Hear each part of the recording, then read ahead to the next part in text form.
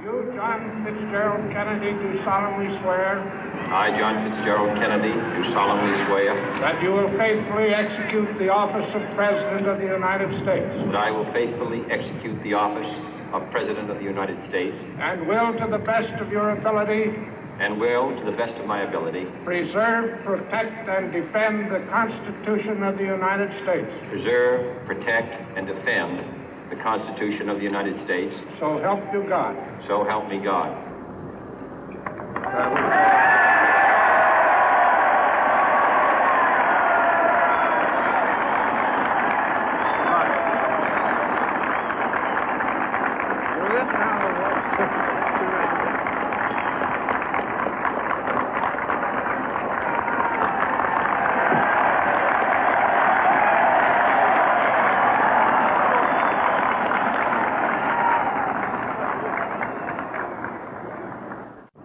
Vice President Johnson, Mr. Speaker, Mr. Chief Justice, President Eisenhower, Vice President Nixon, President Truman, Reverend clergy, fellow citizens. We observe today not a victory of party, but a celebration of freedom, symbolizing an end as well as a beginning, signifying renewal as well as change. For I have sworn before you and Almighty God the same solemn oath our forebears prescribed nearly a century and 3/4 ago. The world is very different now, for man holds in his mortal hands the power to abolish all forms of human poverty and all forms of human life. And yet the same revolutionary beliefs for which our forebears fought are still at issue around the globe. The belief that the rights of man come not from the generosity of the state, but from the hand of God. We dare not forget today that we are the heirs of that first revolution. Let the word go forth from this time and place to friend and foe alike that the torch has been passed to a new generation of Americans born in this century, tempered by war, disciplined by a hard and bitter peace, proud of our ancient heritage, and unwilling to witness or permit the slow undoing of those human rights to which this nation has always been committed and to which we are committed today at home and around the world.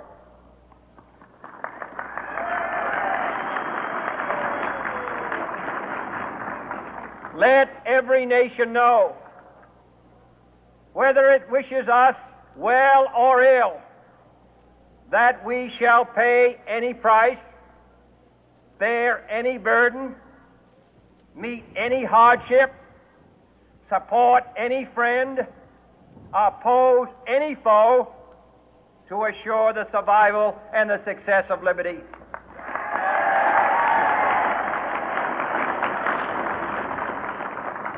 This much we pledge and more. To those old allies whose cultural and spiritual origins we share, we pledge the loyalty of faithful friends. United, there is little we cannot do in a host of cooperative ventures. Divided, there is little we can do, for we dare not meet a powerful challenge at odds and split asunder. To those new states whom we welcome to the ranks of the free, we pledge our word that one form of colonial control shall not have passed away, merely to be replaced by a far more iron tyranny. We shall not always expect to find them supporting our view, but we shall always hope to find them strongly supporting their own freedom, and to remember that in the past, those who foolishly sought power by riding the back of the tiger ended up inside.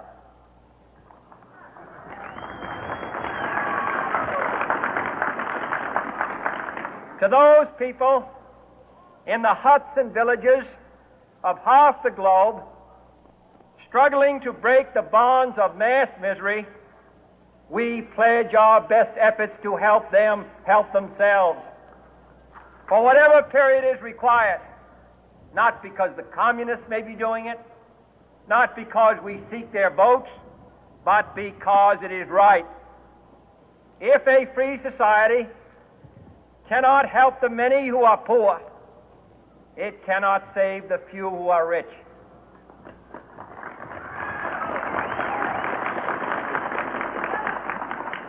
To our sister republics south of our border, we offer a special pledge to convert our good words into good deeds, in a new alliance for progress, to assist free men and free governments in casting off the chains of poverty.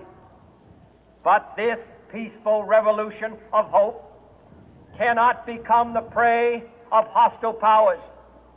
Let all our neighbors know that we shall join with them to oppose aggression or subversion anywhere in the Americas. And let every other power know that this hemisphere intends to remain the master of its own house.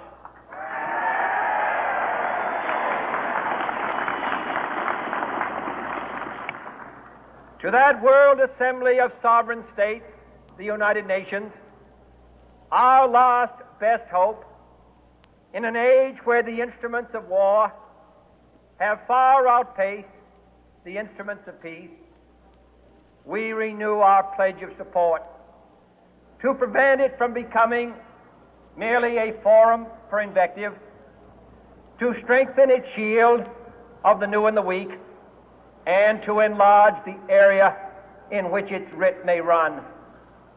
Finally, to those nations who would make themselves our adversary, we offer not a pledge, but a request that both sides begin anew the quest for peace.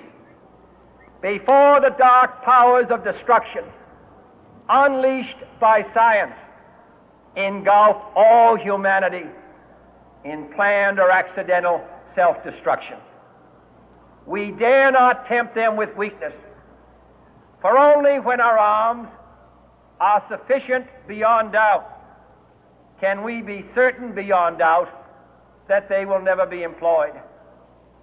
But neither can two great and powerful groups of nations take comfort from our present course, both sides overburdened by the cost of modern weapons, both rightly alarmed by the steady spread of the deadly atom, yet both racing to alter that uncertain balance of terror that stays the hand of mankind's final war.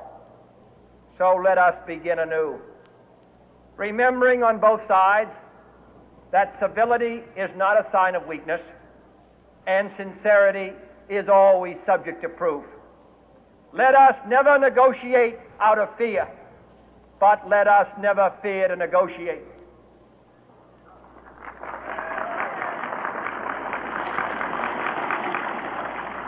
Let both sides explore what problems unite us, instead of belaboring those problems which divide us.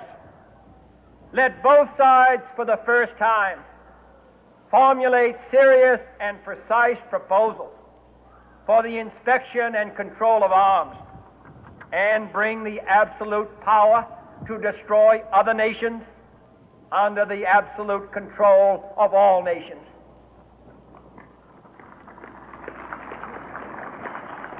Let both sides seek to invoke the wonders of science instead of its terrors. Together, let us explore the stars, conquer the deserts, eradicate disease, tap the ocean depth, and encourage the arts and commerce. Let both sides unite to heed in all corners of the earth the command of Isaiah to undo the heavy burden and let the oppressed go free.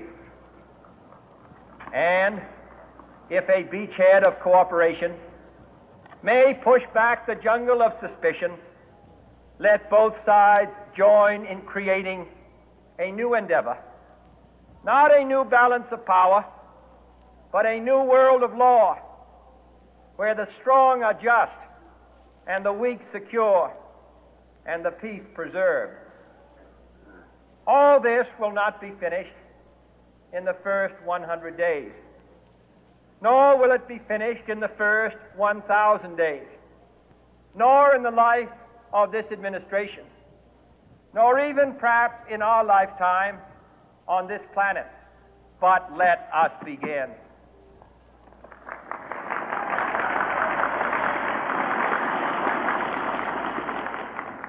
In your hands, my fellow citizens, more than mine, will rest the final success or failure of our course. Since this country was founded, each generation of Americans has been summoned to give testimony to its national loyalty. The graves of young Americans who answered the call to service surround the globe. Now the trumpet summons us again, not as a call to bear arms, though arms we need, not as a call to battle, though in battle we are, but a call to bear the burden of a long twilight struggle, year in and year out, rejoicing in hope, patient in tribulation, a struggle against the common enemies of man, tyranny, poverty, disease, and war itself.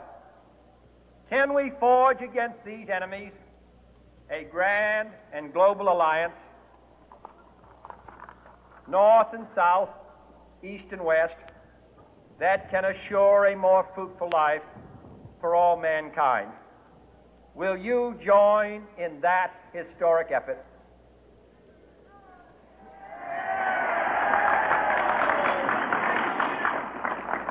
In the long history of the world, only a few generations have been granted the role of defending freedom in its hour of maximum danger.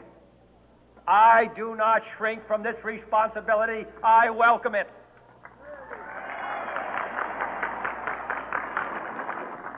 I do not believe that any of us would exchange places with any other people or any other generation. The energy, the faith, the devotion which we bring to this endeavor will light our country and all who serve it. And the glow from that fire can truly light the world. And so, my fellow Americans, ask not what your country can do for you, ask what you can do for your country.